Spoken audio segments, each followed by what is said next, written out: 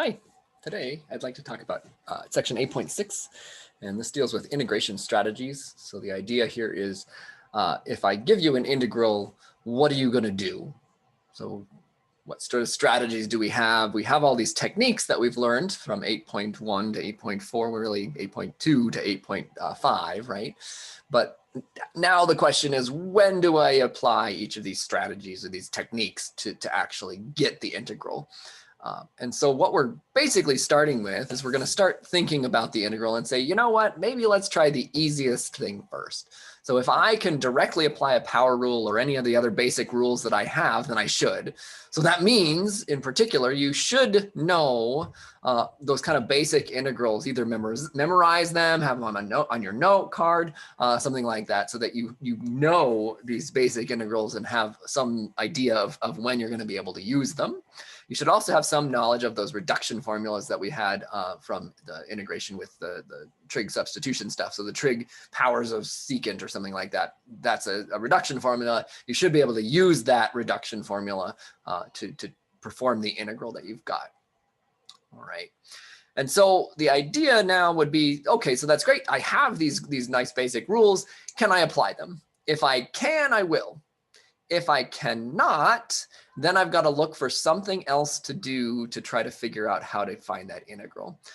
So in particular, if I cannot perform this integration just by the basic integral, what's my next go-to in terms of my technique? So the next technique that I want is probably a U substitution. So a U substitution is really kind of a good one to go with. And don't get caught up doing one technique over another all the time. So in particular on your homework from last week, we had this sort of this substitution where we want to do this integration by parts. And so I said, we can do an integration by parts on this. So we can do an integration by parts, but we can actually do a substitution on this as well. And the substitution will make it sort of easier than an integration by parts. So an integration by parts, you kind of have two parts you can integrate. You're going to get an extra natural log of x over x on the other side. And so then you got to move it over and do a division.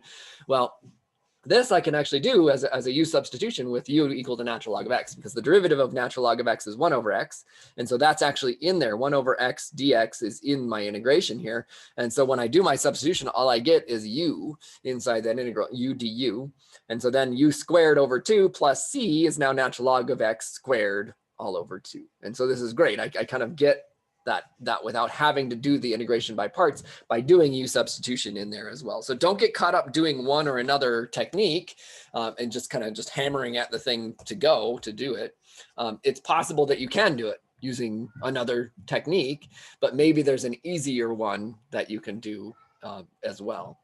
And so the goal here is to try to make it as easy as you can for yourself. Now, if you did it by an integration by parts, that's fine. We just leave it as an integration by parts and don't sort of do it again as a substitution unless you want to practice. So it's basically, once you find a technique and it gets to the point where it works, use that technique as that, write that one down, right? And so that's the idea, is you really want to be kind of mindful of how you're doing this and what you want to do next. What are you going to try, and keep trying it. That said, there are some other techniques that we might want to do. One of them that makes it a little bit easier is to rewrite the integrand.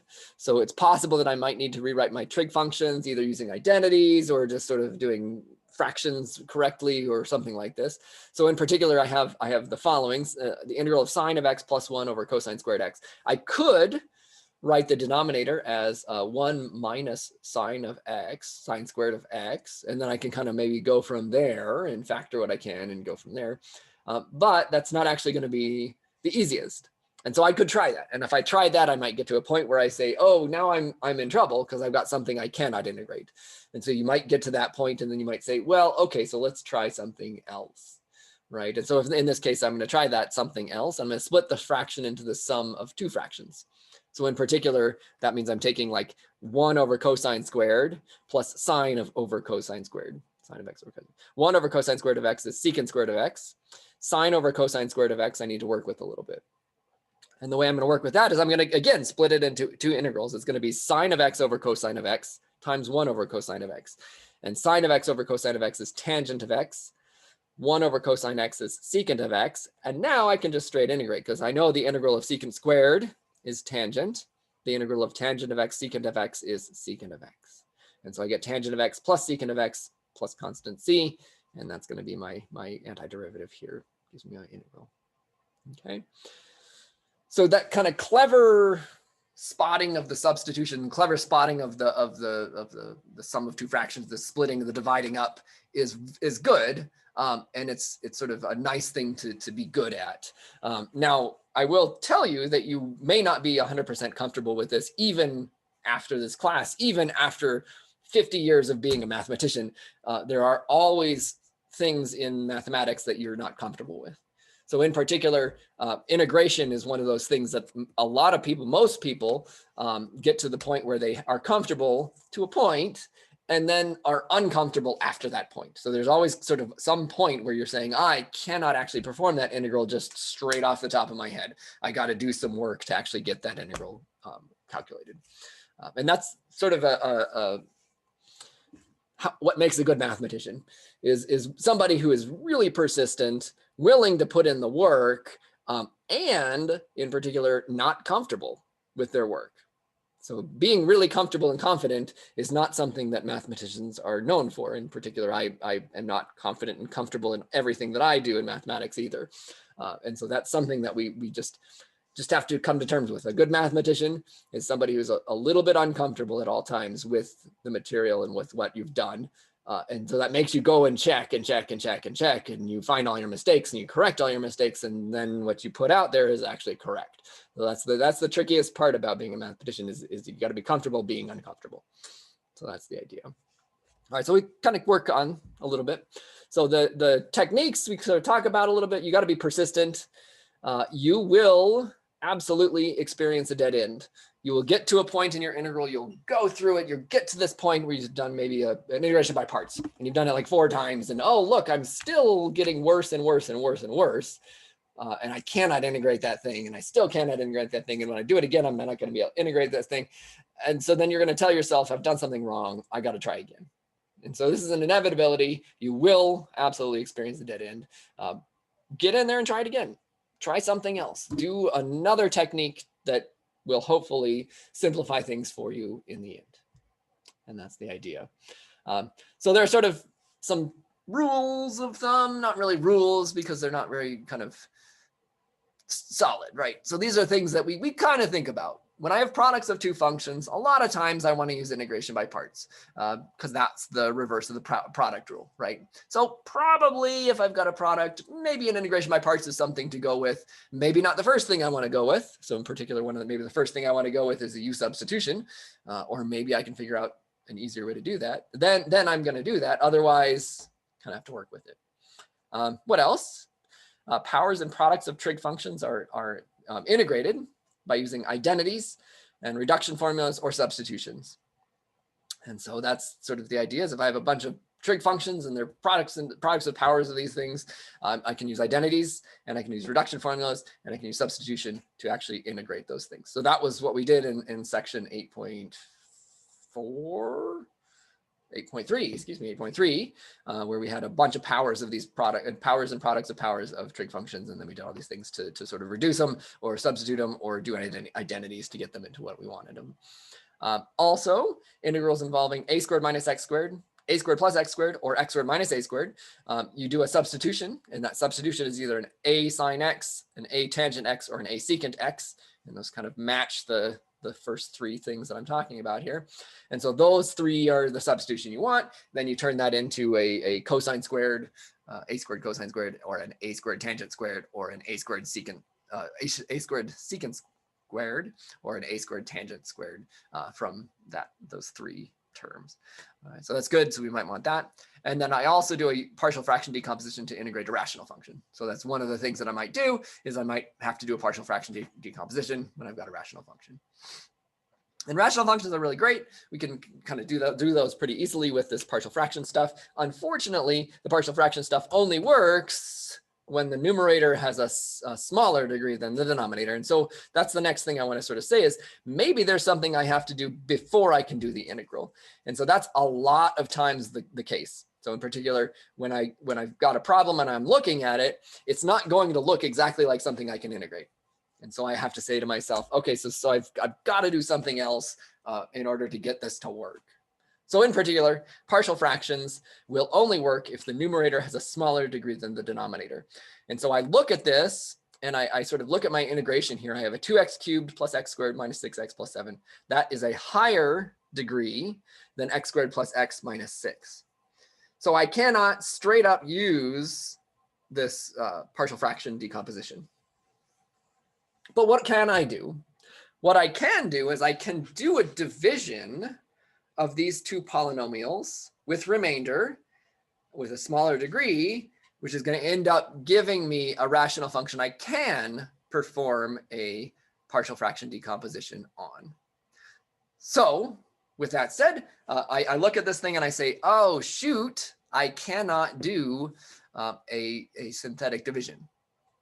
So one of the things that you learn in college algebra is you say, oh, well, you know, if that thing in the bottom is an x plus something or x minus something, I can do a synthetic division. And that's a lot easier. It takes less space. I'm sort of suppressing some of the information and then I get what I need. Unfortunately, I don't have that luxury here. So instead, I have to do a long division. And so what does the long division look like? So the long division, if I sort of do this correctly, I've got a division bar. Inside of the division bar is going to be a 2x cubed plus x squared minus 6x plus 7. And notice I would sort of fill in any missing powers of x between 3 and 0. There are no missing powers. Same for the outside function. I would also fill in if I had to. I get an x squared plus x minus 6 out there. Okay. So now I do my long division. And so we go from there. So my long division, I'm going to give myself a little bit of space here, is going to look like this. I'm going to say, what do I need to multiply x squared by to make it 2x cubed? So to make it 2x cubed, I need to multiply it by 2x. So I multiply now that 2x into all three terms in here and put that underneath the thing above. So this is basically a division, right? So I just do my division. That's going to be the thing I multiply, and then I end up with something underneath it. So I will get 2x cubed. I will get plus 2x squared, and I will get minus 12x.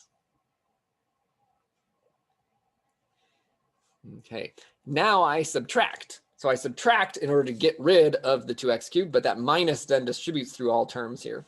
So I get 2x cubed minus 2x cubed is 0. X squared minus 2x is negative x squared. Negative 6x minus negative 12x is plus 6x. And I'm going to bring the 7 along for the ride.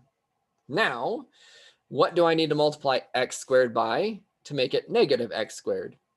That's a minus 1. So minus 1 multiplies through all these. So negative x squared minus x plus 6. And now I subtract all of these from that term. So negative x squared minus x squared is gone. 6x minus negative x is a 7x. 7 minus 6 is 1. And now I say, what do I need to multiply x squared by to make it 7x? And the answer is I cannot. So there's nothing up here that I could sort of put as a constant up here that would reduce the power in the exponent. So this is the remainder of my division. So with the division with remainder, that's where I end up. Now I have to do a little bit of thinking. What does this mean? So what this means is if I look at the rational function given by 2x cubed plus x squared, oops, that's a 7 down there, minus 6x plus 7 over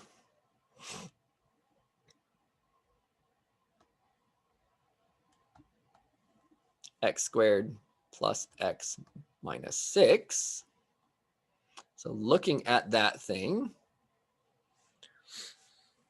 that division will give me 2x minus 1 plus 7x plus 1 over the same fractional denominator that I had before.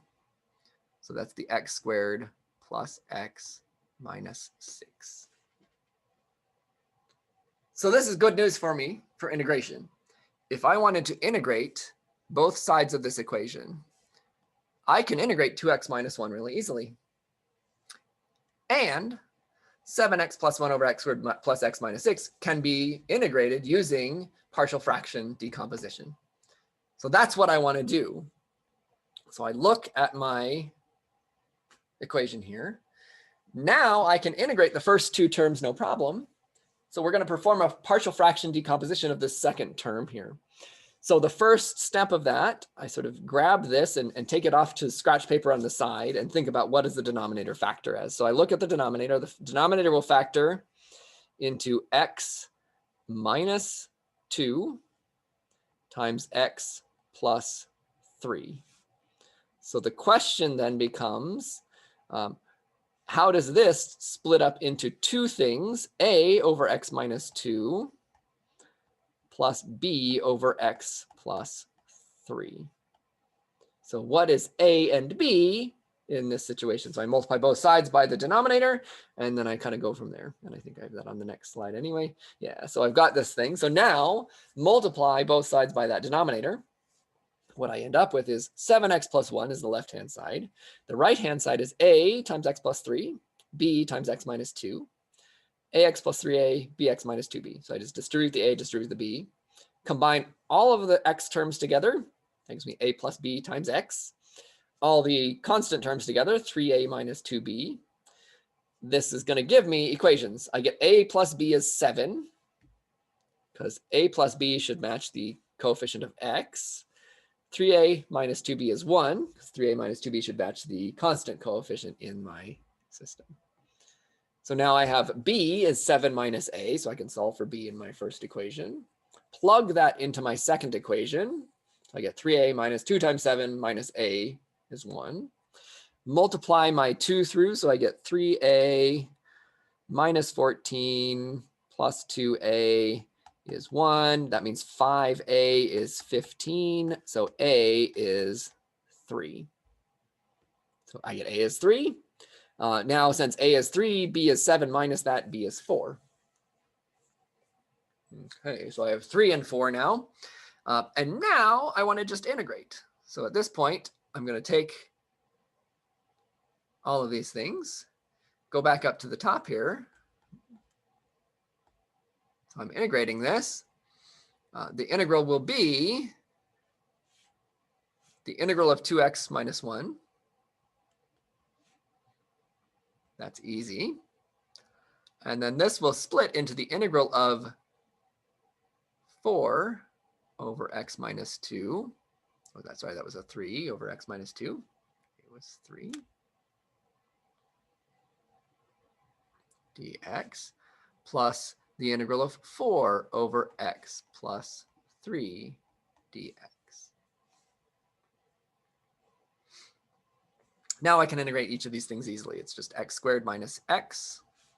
And then I get plus 3 natural log of absolute value of x minus 2 plus 4 natural log of absolute value of x plus 3 plus constant c. And I can combine my natural logs if I want and sort of go from there. But at this point, I'm just going to leave it as is. And so then we're done with what we need.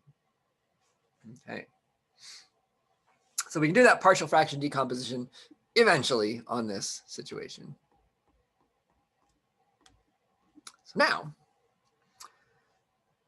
now we go to the next sort of example, and I just wanted to do a couple of examples here. What we're basically looking at here is an integration by parts, possibly, because it's a product of two functions. I don't think I can do a direct u substitution because I don't have a square root of x in the denominator. So that doesn't quite work out like I wanted it to.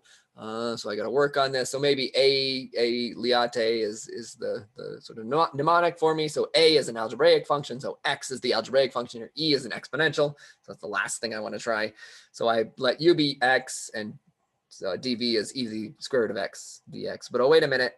Now we're in trouble.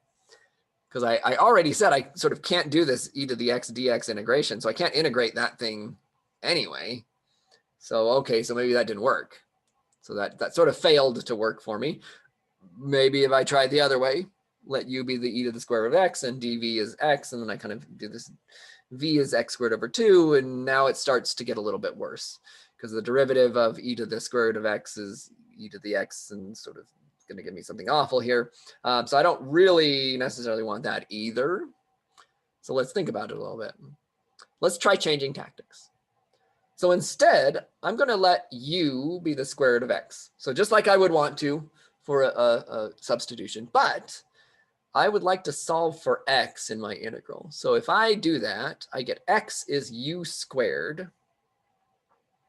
Now I differentiate both sides of that. Dx is 2u du. And so in the end, this integral will become u squared e to the u 2u du, which is just 2 times the integral of u to the cubed e to the u du. And now I can integrate by parts, and I have to do that a couple times. Or I can use a table of integrals. And so that's what I actually want to show you how to do next. So we're going to look at a table of integrals. So I'm going to go over here. This is our course. In the book, they've got a great table of integrals. So I go to the eText contents. I choose the eText that mirrors my textbook. That's going to look the most like a textbook for me.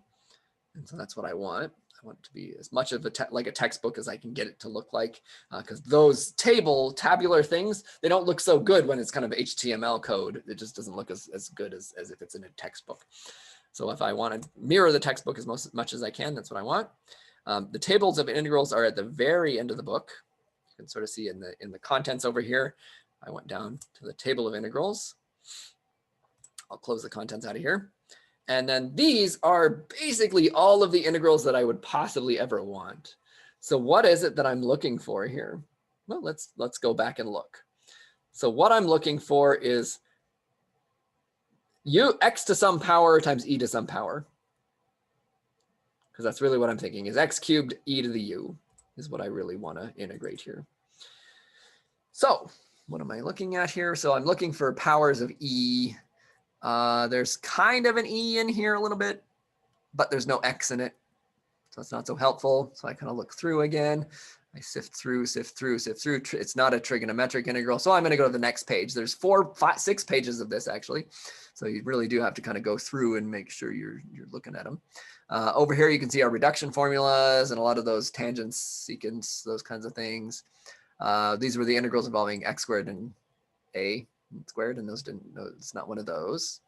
So we'll look at the third page. It's not an x squared plus a squared. It's not an ax plus b.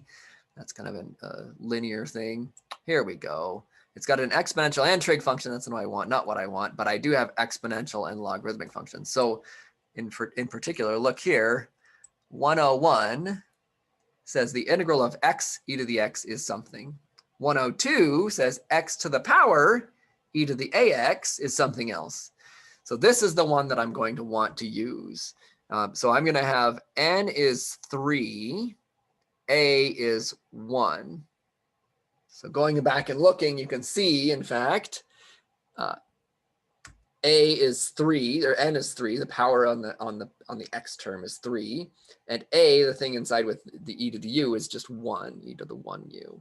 So I go back to my eText here. So I'm looking, n is 3, a is 1. And so what I'm going to get here is 1 over 1, x to the third, e to the x. So these are both u's, right? So I really want u to the third, e to the u, minus n. N is 3 over a is 1. So that's good. Integral of x to the n minus 1. 3 minus 1 is 2, e to the u. And again, these are u's, du. Okay. And so what I have is I have a first step in an integration. Now, unfortunately, I still cannot integrate the thing inside the integral here. So I'm going to do that same formula again. This time I'll take n to be 2, a to be 1. And so I'll do that again. And then at that point, I have a u times e to the u, and I'll have to do it again. So I'll do this 3 times. And I'll do that substitution 3 times. And you'll notice, actually, I'm showing you here, you can integrate by parts. That integration by parts gives me the same thing as I would have gotten from that formula. So in integration by parts, maybe it's easier just to do that instead of having to look up the formula. But it's nice to be able to sort of do one or the other. And so here I can do an integration by parts. I get u cubed e to the u, 3u squared e to the u. And so I sort of do that. I can do the integration by parts again. So I integrate by parts one more time. And so I end up with a 6u e to the u, and then I do another integration by parts to get rid of that last u. And now I can integrate e to the u. So 6e to the u, the integral is just 6e to the u. And so now I multiply my 2 through all the terms here. This is the integral of 6e to the u, negative 6e to the u. Becomes negative 12 because of the extra 2 that I multiply through all terms here. And so now u is the square root of x. And so I get 2 x to the 3/2 e to the square root x, 6x e to the square root x, 12 square root of x e to the square root of x minus 12 e to the square root of x plus c. So I replace each of my x's with the square root of x, and then I sort of square that to give myself x, or I take the third power to give 3/2 power, and then I can go from there. Okay. And then that's where we're going to leave it. We have that 1 in there, and that's where we're happy. So the idea that, you know, these tables are going to take all the work away from us is not necessarily true. And you notice that we may have to apply the table several times. That's tricky. So you may have to do it a couple times. The other thing that you may have to do is actually do some work ahead of time and then look at a table. So I want to show you a couple of those as well. So in particular here, let's go back over to here. I want to show you what is exactly what's on your homework assignment. And so I'll go in here, check out my homework assignment. So I'm looking at 8.6. Okay. And then I'll click on one of the questions, and now I have to share that with you as well. All right. So you can see, look at that. It's a table of integrals question, meaning I give you a bunch of tables of integrals. By the way, on the test, if there's a requirement for a table of integrals, I will give you these on the test as well. And all you do is you click on each page of the table of integrals, and what comes up is what's in the book. So this is from that book. It's page 3 of that table of integrals. So you can sort of say, oh, look, there's page 3. That's what I'm looking for, and whatever. And so then you just have to sift through, flip through them, see if you can find the one that you want. And luckily for me, I chose the right one. And I can see number 69 here under trigonometric forms, part B, sine of something times x plus sine of something else times x can integrate. And the integral will look something like this. And so I can plug in 20 for A, 21 for B, and I will end up getting the correct integral here for sine of 20x plus times sine of 21x. And so I'll get that plus c. That's great. And so I know I said it gets harder, but this is actually not so bad, right? I can just plug it straight into the formula. We're happy. So that's good. What about something like this? So now I maybe have to do a little bit more work, and I have to sift through and find the proper thing that I want to use in my table of integrals. In particular, in this case, I'm going to look at page 4. I believe it's actually on page 5. So those are not going to be the form that I want. On page 5, so this is in my memory from what we were doing in the last time, actually looking in the book. On page 5, I've got something with a linear term here. And so what I've got here is a linear thing on the bottom with an x on top. And so it's going to be this thing with a is equal to -2, b is equal to -1. And so I can plug straight into that. Again, maybe not so bad, but I got to do a little bit more work potentially to find that sifting through my table of integrals. So I've got to do a little bit of work there. Okay, so that's going to be fine. Now we kind of have a little bit of problems. So now I have a problem where I do not just straight up have the table will not tell me this integral. So if I look through all the integrals on the tables, the closest I get is like it's an x squared minus something in there. And so what I'm going to say is, okay, so maybe I can't do this right off the bat. Instead, I've got to do some work ahead of time. So they actually give you a hint here, such as completing the square or changing variables. Well, I think I want to complete the square, because in the denominator here I have the square root of something squared minus something else would be great, or plus something else would be great, because that's just one of those things that we can plug, say, a sine of x into, or a tangent x into, tangent theta, I guess, into in that case, right? And so I want to do that integration with that. So I'm going to complete the square. So to complete the square, what do I have to do? I take half of the term with x. So I take 26 over 2 is 13. I square that. So I've got x squared minus 26x. I add that. and subtract it from the same thing. And now it's all still under square root, still 1 over it, still integrating this thing with respect to x. And so what will I get here? I will get x minus 13 quantity squared minus 13 squared. And then I maybe do a u substitution. So I get u is x minus 13, du is dx. So I'm happy with that. That's great. And now I'm looking at overall the integral of 1 over the square root of u squared minus 13 squared dx. This is one of those u squared over u squared minus a squared, x squared minus a squared terms. And so it's going to be in my table of integrals where I've got all my integration. Oops, that's not what I want to do. Where I've got all my trig functions. And so I kind of go in here and I look and I say, okay, so that's not maybe really what I want to do. Let me get rid of all this information. So I'm looking at an a squared minus x squared. And so it's going to be this table of integrals for x squared minus a squared. X squared minus a squared is what I actually have, right? So it's x squared minus a squared. So I'm looking at 1 over the square root of x squared minus a squared. It's this thing. That's what I'm going to end up getting. And then I'm going to do a substitution back in with x, my u. So it's going to be all in terms of u. Do a substitution in with u again. U is just going to be x plus 13 minus 13. And then it's going to give me what I need for my integration. Okay.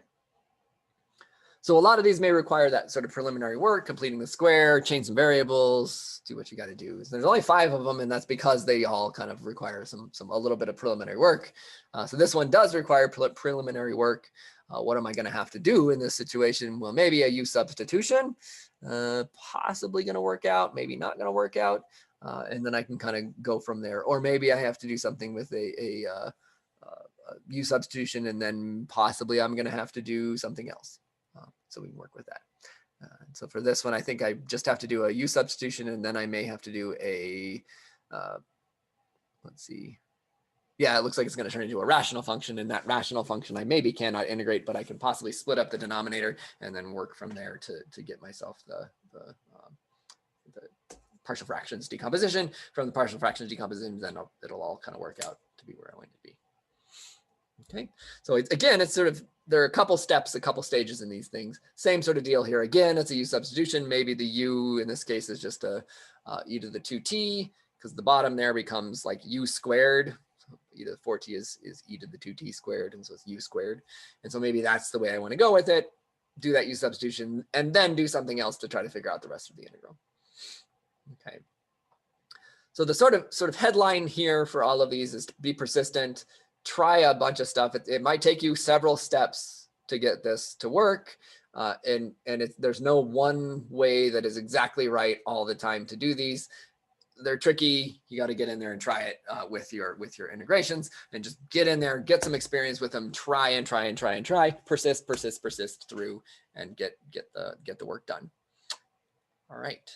So with that, I'll leave you with that, and then we can talk more next time. And next time I want to talk a little bit about integration over infinite regions and in sort of infinite integrals and finite integrals and that kind of stuff. So next time is a little bit of talk about infinity in section 8.9. That will be the last section prior to the exam. So the exam is next week on Friday, the 26th. So again, I will send out an email with this information, but I will need to know when you're available to take the exam on that Friday, the 26th of February. So I will see you all then.